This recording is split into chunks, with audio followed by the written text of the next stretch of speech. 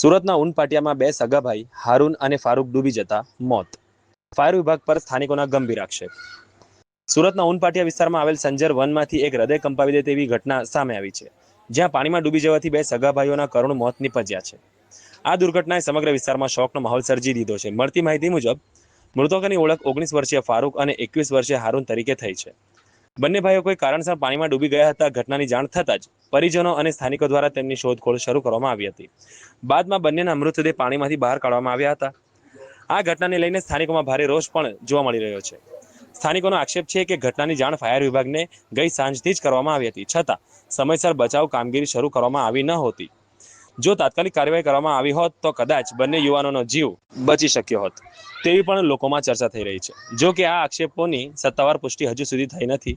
સમગ્ર મામલે સંબંધિત વિભાગ દ્વારા તપાસ હાથ ધરવામાં આવે તેવી માંગ સ્થાનિકો કરી રહ્યા છે, જેથી ઘટનાની વાસ્તવિક હકીકત સામે આવી શકે અને જો કોઈની બેદરકારી હોય તો જવાબદારો સામે યોગ્ય કાર્યવાહી કરવામાં આવે.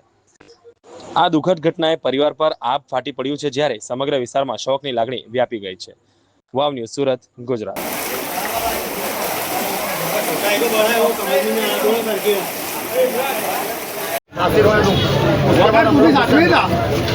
ये पाव पीछे ले लो थोड़े, सबके सब पाव पीछे ले लो, छोकरे अंदर घुस निकाले। इधर आ जाओ ना तुम।